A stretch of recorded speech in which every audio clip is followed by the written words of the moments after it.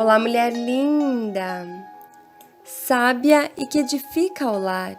Eu sou Eliane Cristine e estamos fazendo a leitura do livro Respostas de Deus para os Dias Difíceis de Sheila Walsh. Esta leitura foi autorizada. Para a aquisição do livro, entre em contato com a editora Thomas Nelson. Leitura 42, Lar. Pai, eu oro pela amiga que me ouve, que ela se sinta encorajada pelo poder do Teu Espírito Santo para responder com fé para todas as dificuldades que ela enfrentar neste dia.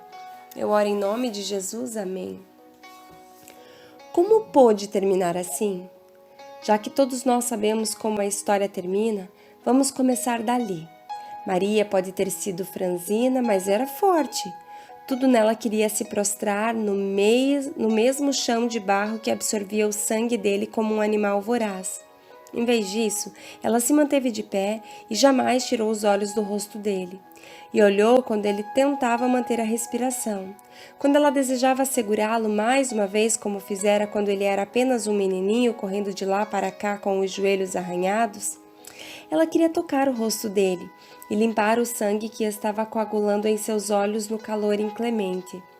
Olhava para as mãos dele cruelmente pregadas ao lenho e se lembrava de como ele aprendera com seu pai a lidar com a madeira e com os pregos, para juntar as coisas e não despedaçá-las, para criar beleza e não destruí-la.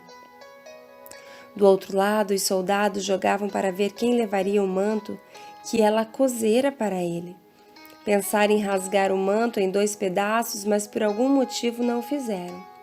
Pai, perdoa-lhes, pois não sabem o que estão fazendo. Lucas capítulo 23, verso de número 34.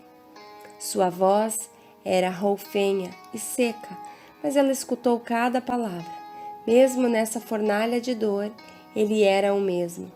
Ele havia pregado seus pulsos a uma árvore, mas não podia pregar sua amargura em seu coração.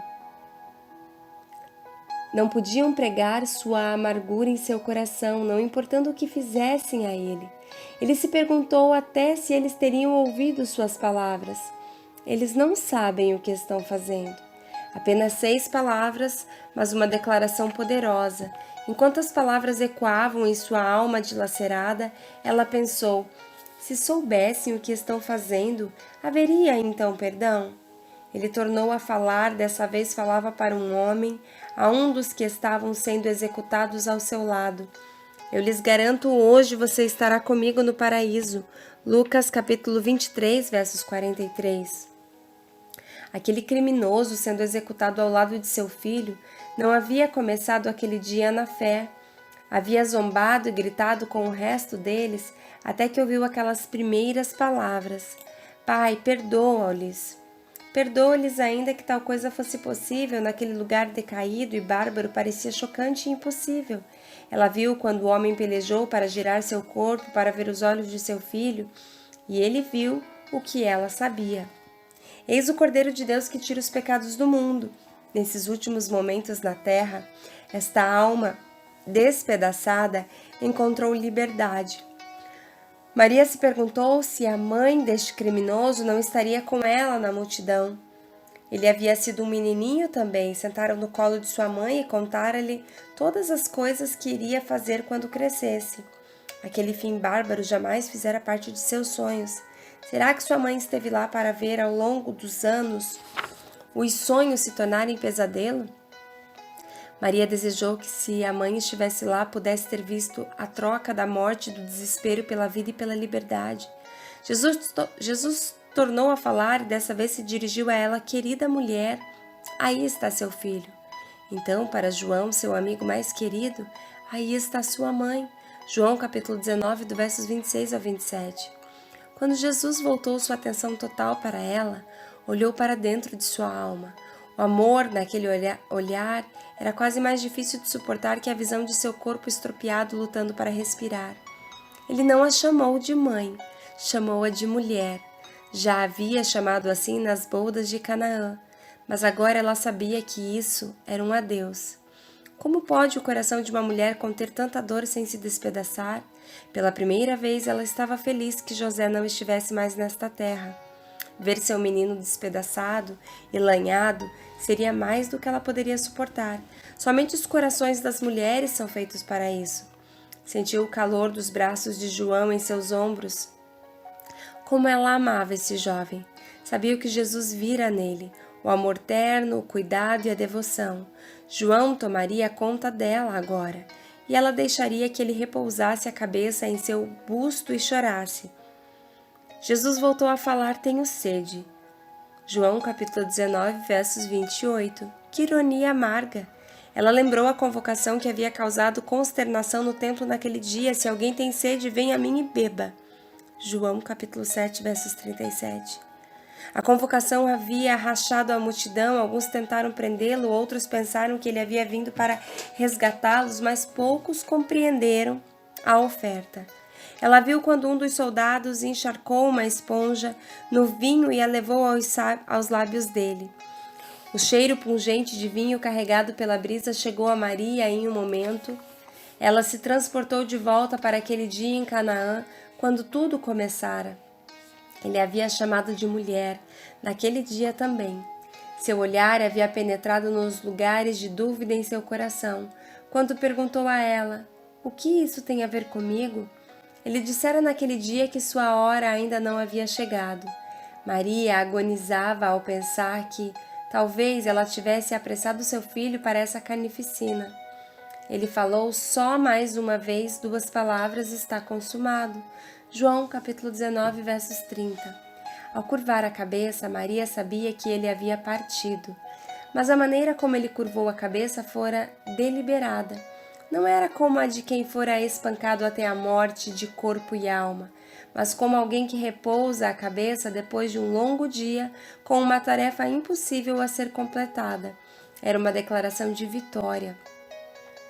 Quando José de Arimateia e Nicodemos baixaram o corpo alquebrado de Jesus para um tecido branco imaculado, será que Maria pensou naquele dia quando ele nascera e ela o envolvera firmemente em um pano para mantê-lo aquecido?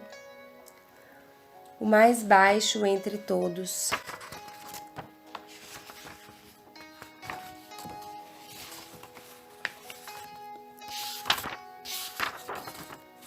Maria era uma judia da tribo de Judá e estava prometida a José, que era um carpinteiro em Nazaré. Os judeus na Galileia, especialmente aqueles de Nazaré, eram tipos como por conta da população miscigenada com não-judeus, lembram-se de que quando Nataniel disse: pode alguma coisa boa vir de Nazaré? Eles eram chamados de no-kosher. Está claro que Maria e José vinham de famílias pobres. Sabemos disso porque depois que Jesus nasceu, a oferta de sacrifício levada ao templo foram 2 pombas e não um cordeiro. Levítico capítulo 12, versos 8. Esta era uma oferta feita somente pelos mais pobres entre os pobres. Deus não somente escolheu uma menina do lado menos afamado da cidade, como também uma família muito humilde. Se você algum dia se sentiu humilhado porque as pessoas em seu entorno vinham de famílias mais abastadas ou educadas, lembre-se do tipo de família da qual Deus escolheu colocar seu filho.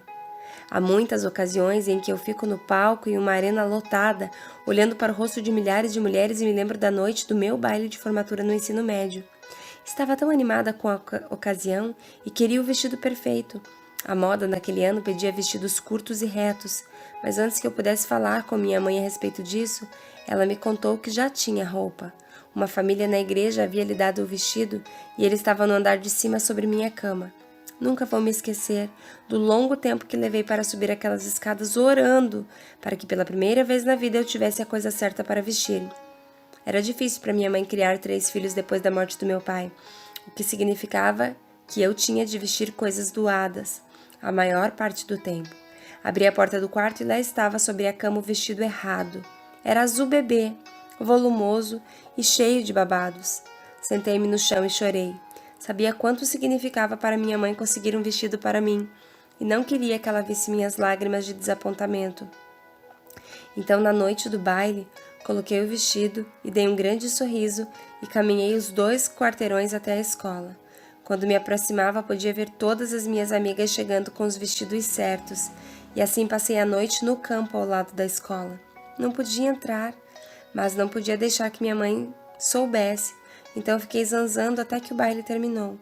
E voltei para casa, Eu era a filha assustada na casa.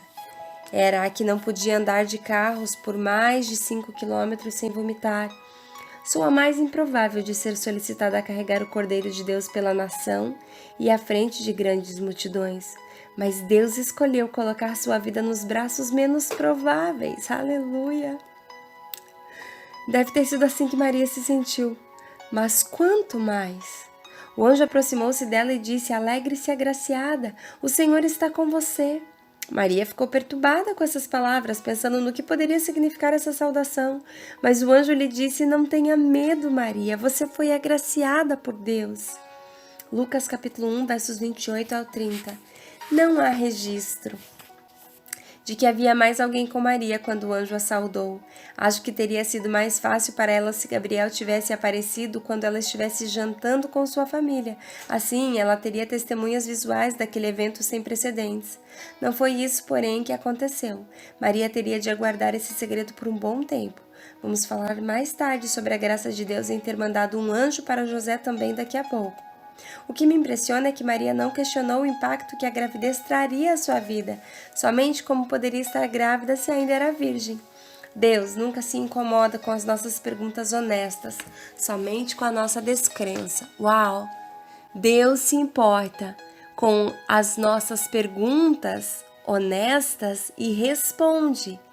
O que Ele fica consternado é com a nossa falta de fé. Então, que possamos exercer fé diante das revelações de Deus a respeito da sua vontade em nossa vida. Que possamos ser mulheres que respondem como Maria. Na leitura anterior eu falei equivocadamente. A leitura do livro é de Lucas, capítulo 1, verso de número 38, que diz assim: Eis aqui a serva do Senhor, que se realize em mim, tudo conforme a tua palavra. Que essa possa ser a sua oração nesse dia, que você peça para o Senhor fazer a sua vontade na sua vida, a vontade de Deus na sua vida, que você diga: eu sou a serva do Senhor, e que se cumpra na minha vida a tua vontade. Eu oro para que você seja fortalecida, encorajada e ousada, intrépida para viver esse chamado e fazer essa oração em nome de Jesus. Um grande beijo, Deus te abençoe e até a nossa próxima leitura.